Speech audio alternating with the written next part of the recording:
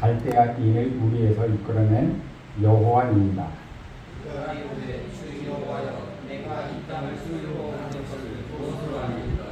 여호와께서 그에게 이르시되 나를 위하여 3년 된 암소와 3년 된 암염소와 3년 된 수양과 3비둘기와 집비둘기 새끼를 가져올지니라. 아브라함이 그 모든 것을 가져다가 그 중간을 쪼개고 그 쪼갠 것을 마루에 대하여 놓고 그 새는 쪼개지 아니하였으며 솔개가 그 사체 위에 내릴 때에 아브라함이 쫓았더라. 해질 때에 아브라함에게 큰 잠이 임하고 큰 불안과 두려움이 그에게 임하였더니 여호와께서 아브라함에게 이르시되 너는 반드시 알라. 내 자손이 이방에서 객이 되어 그들을 섬기겠고 그들을 400년 동안 내 자손을 괴롭히리니 그들이 섬기는 나라를 내가 지켜라더니 그 후에 내 자손이 큰 재물을 입고 임하고. 너는 장수하다가 평안히 조상에게로 돌아가 장사될 것이요 내 자손은 상관에 땅에 돌아오리니 이는 아무리 족속의 죄악이 아직 가득하지 아니하느니라 하시더니 해가 져서 어두울 때에 연기나는 화로가 보이며 타는 횃불이 쪼개진 고기 사이로 지나가더라.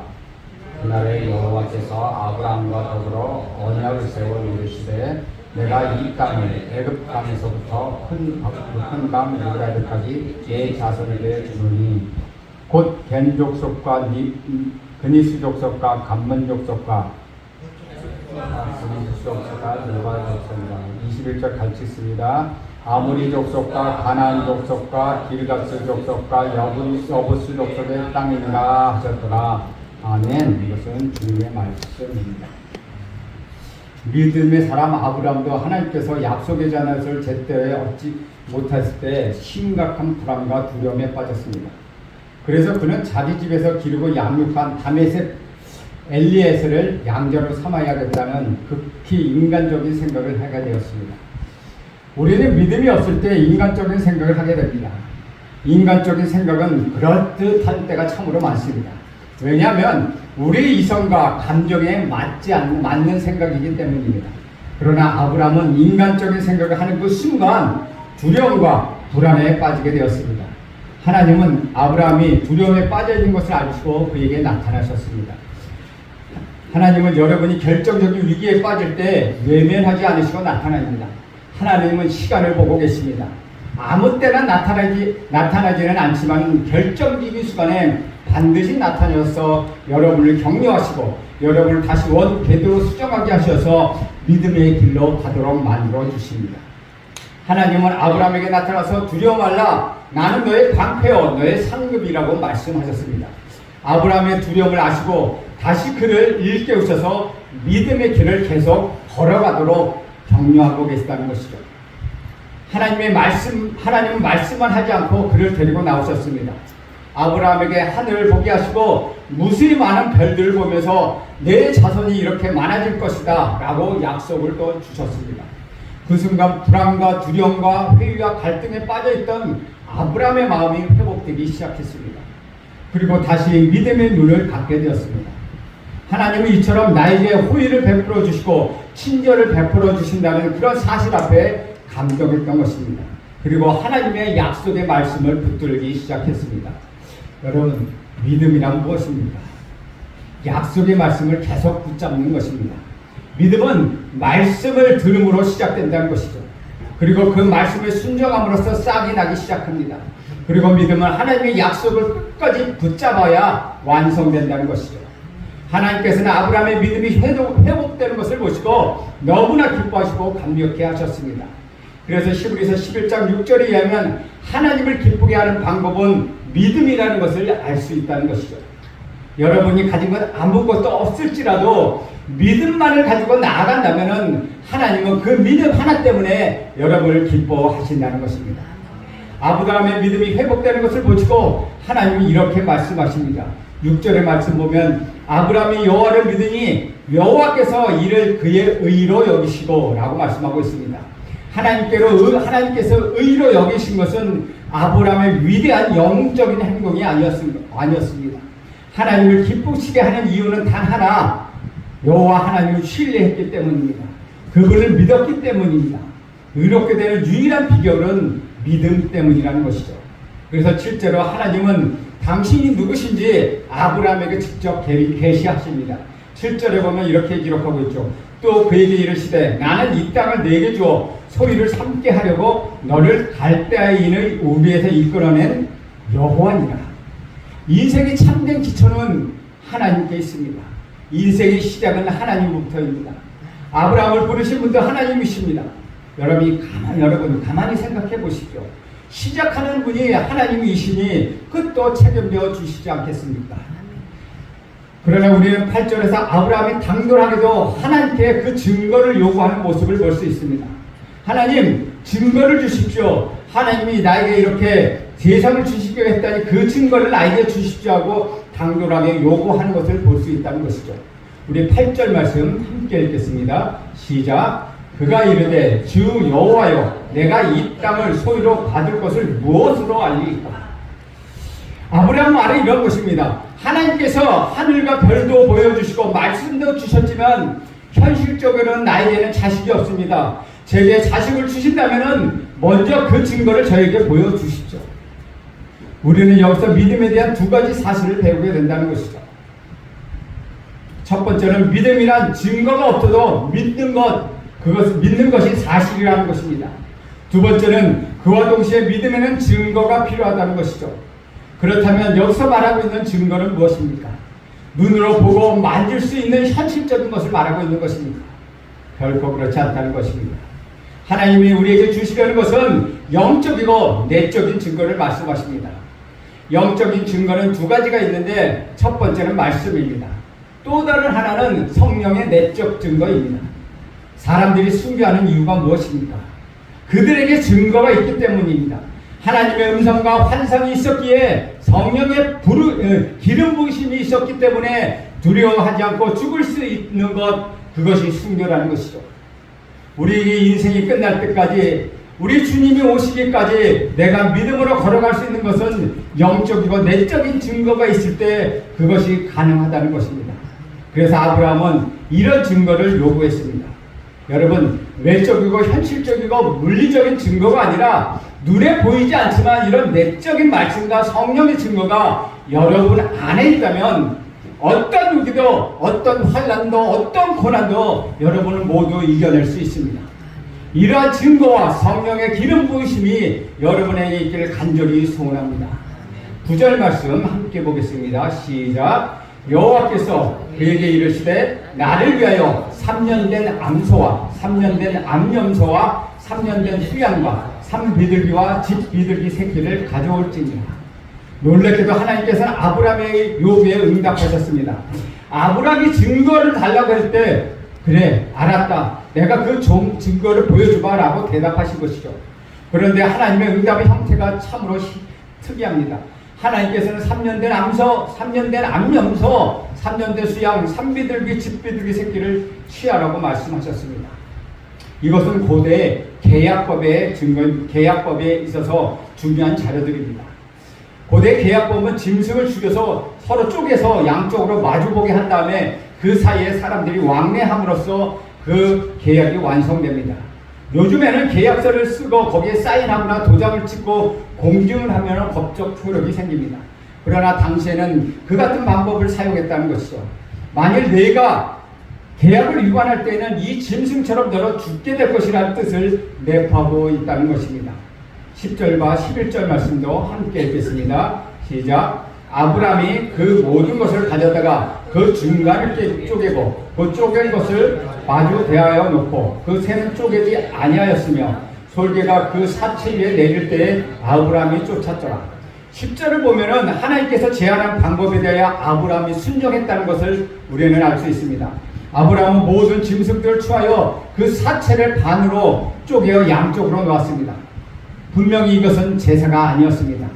레위기 1장에 나타나는 제사는 짐승을 죽여서 불에 태우는 것이며 비둘기를 찢어야 하는데 여기서는 불에 태우지도 또 비둘기인 새도 쪼개지 않았다는 것입니다.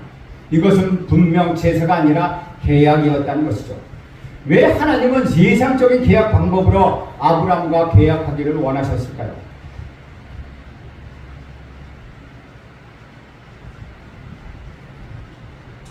하나님께서는 이러한 세상적인 방법을 통하여 아브라함에게 분명하게 그리고 확실하게 내가 이 약속의 땅과 축복된 자를 너에게 분명히 주겠다는 것을 가르쳐 주고 싶으셨던 것입니다. 12절도 함께 읽겠습니다. 시작. 해질 때에 아브라함에게 깊은 잠이 임하고 큰 흑암과 두려움이 그에게 임하였더니 아브라함은 과연 하나님과 사람 사이의 계획은 도대체 어떤 것일까? 라고 궁금해하며 아침부터 이렇게 줄곧 기다리고 있었습니다. 호시탐탐 그 사체를 노리고 있는 솔기 때문에 어디 잠시 다녀올 수도 없었습니다. 그 사체가 없어지면 이 계약이 완성되지 못하기 때문입니다. 그리고 자유를 잠깐 비우는 그 순간에 하나님이 오실지도 모르기 때문에 그는 하루 종일 짐승의 사체 옆에서 서성거리고 그 짐승의 사체를 지킬 수밖에 없었습니다. 이처럼 믿음이란 기다림을 이야기하는 것입니다. 기다림의 과정을 거치지 않고는 믿음이 생기는 사람 한 사람도 없습니다. 우리가 기다리는 이유가 무엇입니까? 믿음이 있기 때문입니다. 믿음이 없는 사람은 기다릴 필요도 없고 기다릴 수도 없다는 것이죠. 믿음이나 현실은 아무것도 없었다 할지라도 말씀을 붙잡는 것, 그것이 믿음이라는 것입니다. 말씀이 주어지지만 그 말씀은 현실화되지 않습니다. 약속의 말씀과 현실 사이에는 벽이 존재합니다.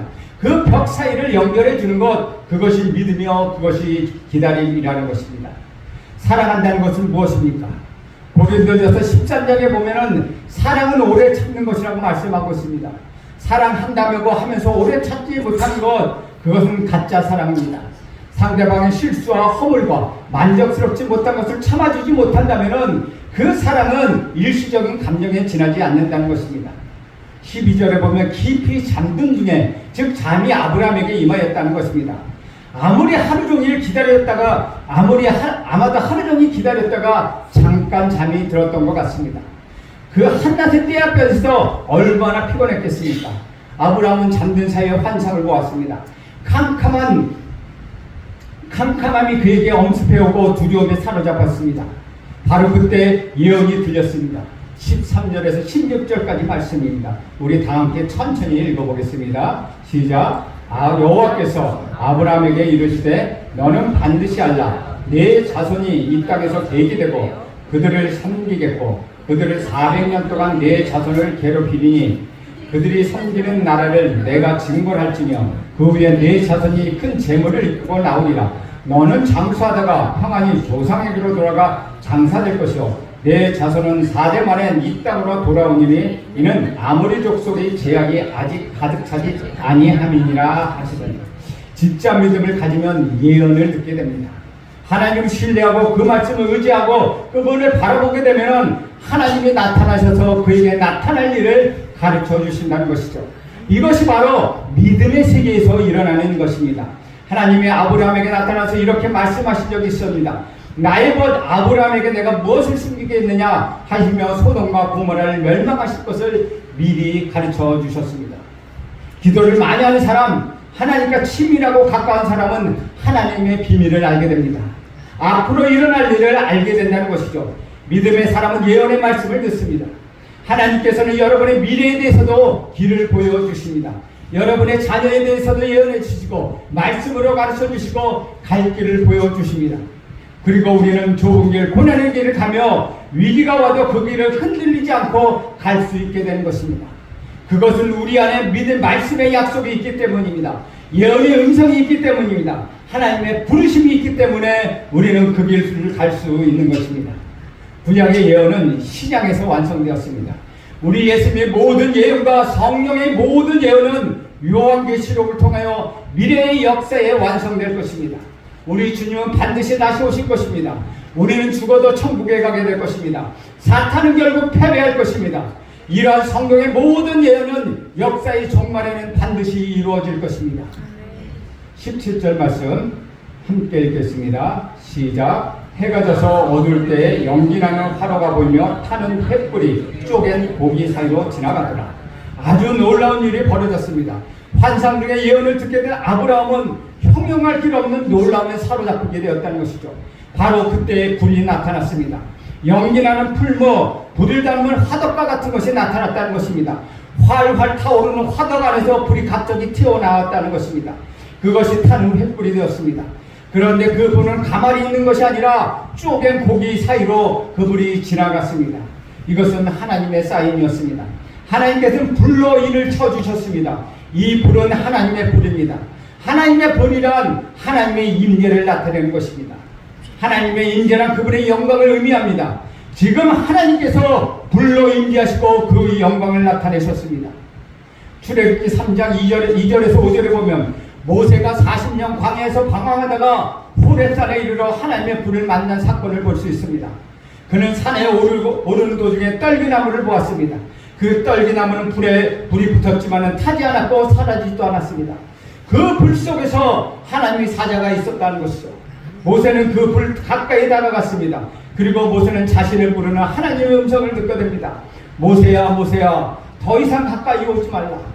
이것은 거룩한 곳이니 내 발에 신을 벗어라. 드디어 모세는 불로 임하시는 하나님과 대면하게 되었다는 것입니다. 또한 출애굽기 13장 21절에 보면 모세는 또 한 번 불을 경험하게 됩니다. 이스라엘 백성을 이끌고 바로의 손에서 탈출했을 때 그들을 인도했던 것은 구름기둥과 불기둥이었습니다. 모세는 불기둥을 통하여 다시 한번 하나님의 불을 경험하게 되었다는 것이죠. 또한 출애굽기 19장 18절 보면 모세가 산에 올라가 십계명을 받을 때 또 한 번 불을 보게 되는 것을 알 수 있습니다.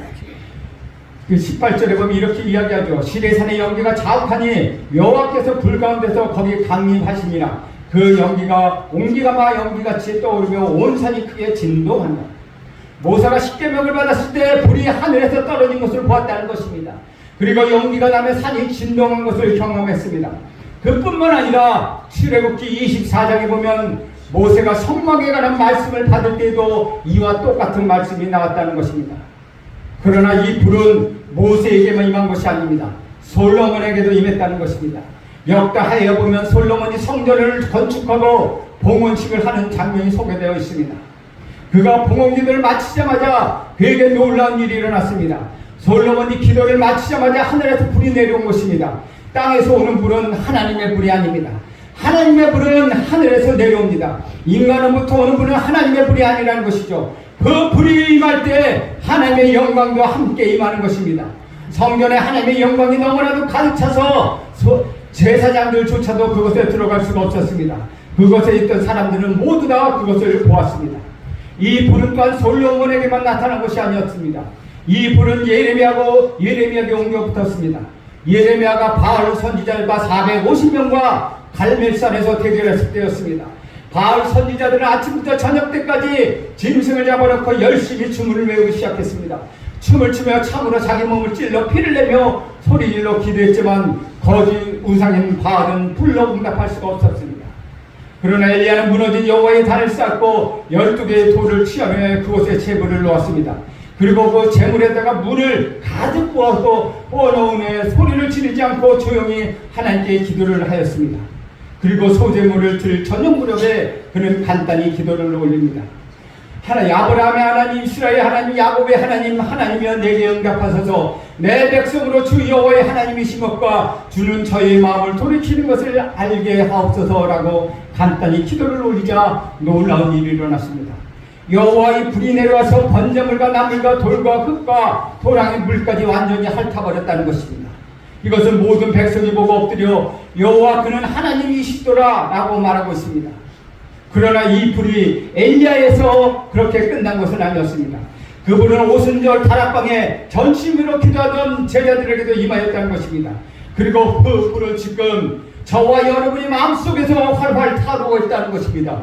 우리 구주 예수 그리스도를 전한 곳곳마다 성령의 불은 횃불처럼 지금도 타오르고 있다는 것입니다. 아브라함의 믿음에는 불의 인치심이 있었습니다. 믿음의 능력은 적극적인 사고방식의 능력이 아니라 바로 이 불, 하나님의 불의 능력이었다는 것입니다. 말씀의 능력이라는 것입니다. 하나님의 불의 능력은 믿음을 통하여 우리들에게 나타나는 것입니다. 18절 말씀 함께 읽겠습니다. 시작. 그날에 여호와께서 아브라함과 더불어 언약을 세워 이르시되 내가 이 땅을 애굽 강에서부터 그 큰 강 유브라데까지 네 자손에게 주노니. 계약에서 내용만큼 중요한 것은 계약한 날짜입니다. 여기 보면 그날에 라는 말이 나옵니다. 하나님께서는 어떤 날에 아브라함과 더불어 계약을 하셨습니다. 그전에는 전까지는 자유로웠지만 일단 계약을 하면 후회도 고칠 수가 없다는 것입니다. 반드시 지켜야 한다는 것입니다. 하나님께서 바로 그날에 여러분을 지으시기로 결정하셨습니다. 아들을 보내시기로 결정하셨습니다. 여러분을 포기하지 않기로 결정하셨다는 것입니다. 우리 하나님은 신실하시며 과정이 없으십니다. 약속한 것을 반드시 이루시는 분, 그분이 우리 하나님이라는 것입니다. 하나님은 아브라함에게 이 땅을 내 자손에게 주리라고 불로 계약하셨다는 것이죠. 하나님이 여러분을 사랑하신 것도 바로 이 계약에 근거한 것입니다. 하나님 절대로 여러분을 포기하지 않으십니다. 하나님 여러분을 사랑하시며 구원하시기를 원하십니다. 하나님은 힘들다고 포기하거나 귀찮다고 그만두지 않습니다. 하나님은 반드시 여러분과 여러분의 자녀들을 구원해 주실 것입니다. 하나님의 애굽 땅에서부터 그 큰 강 유프라데까지 내 자손에게 주겠다라고 말씀하셨습니다. 그러나 이 약속을 받을 때 그때를 현실로 돌아보십시오. 그에게 아브라함에게 아기가 있었습니다. 결코 아니라는 것입니다. 아브라함은 이때부터 15년을 더 기다려야 했다는 것이죠. 여러분, 우리가 믿음을 가졌다고 해서 만사형통하거나 당장 기적은 일어나는 것은 아닙니다. 우리가 붙잡는 것은 약속의 말씀이라는 것이죠. 아브라함이 받은 것은 겨우 막벨라 굴 하나밖에 없었습니다. 그가 선실에도 소유한 그것 하나뿐이었습니다. 그러면 그것으로 그의 인생이 끝이었습니까? 아닙니다. 아브라함의 자손 가운데 우리 구주 예수 그리스도가 태어나셨습니다. 우리 구주 예수 그리스도로 마지막 모든 민족이 하나님의 백성이 되는 축복을 받았다는 것입니다. 내 자손이 하늘의 별처럼 바다의 모래처럼 될 것이라는 이 말씀대로 구원받는 백성이 많아질 것이라는 말씀이 그를 통하여 이루어졌다는 것입니다. 우리 구주 예수 그리스도를 믿음으로 구원을 받는 자들은, 우리 구주 예수 그리스도를 믿는 자들은, 믿음으로 구원을 받는 자들은 그의 부르심의 놀라운 경과에 합당함으로 인하여 그 믿음의 약속이 아브라함으로부터 시작되었다는 것이죠.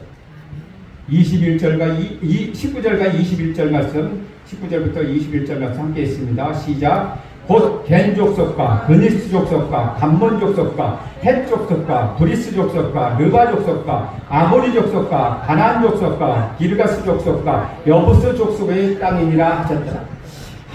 하나님은 내가 내게 줄 땅이 바로 이 땅이라고 말씀하셨습니다. 그런데 이 땅은 새 땅이 아니라 묵은 땅이라는 것이죠. 하나님께서는 남이 살지 않는 땅을 우리에게 주신 것이 아니라 이미 기존에 수많은 족속들이 살았던 그 묵은 땅을 우리에게 주셨다는 것입니다. 하나님은 새 땅을 주시지 않고 묵은 땅을 주십니다. 하나님 묵은 땅을 주시는 이유는 무엇입니까? 그 땅을 기경하라는 것입니다. 그 땅을 개발하고 간척하라는 것입니다. 그곳에 사는 모든 이방인 족속들을 몰아내고 하나님 나라를 이루는 천국을 만들라고 말씀하시는 것입니다. 사랑하는 여러분, 우리는 새 사람이 아닙니다. 우리는 이미 죄악으로 더러워진 사람입니다. 하나님은 여러분 안에 들어가셔서 여러분을 새 사람으로 만드시기를 원하신다는 것이죠. 묵은 땅을 기경해서 축복의 땅을 만들듯이 그렇게 여러분을 새 사람으로 만드시기를 원하신다는 것입니다. 하나님은 여러분 안에서 새로운 역사를 이루어 주실 것입니다. 고린도후서 5장 17절에 보면 그런 누구든지 그리스도 안에 있으면 새로운 피조물이라 이전 것은 지나갔으니 보라 새 것이 되었더라고 말씀하고 있지 않습니까?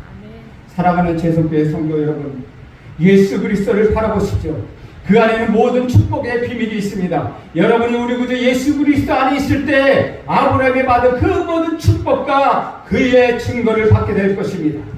우리 하나님이 언약을 치게 만들어 제시하셨습니다. 그리고 그분은 자신을 만들어 제시하신 그 약속을 반드시 이행하신다는 것입니다.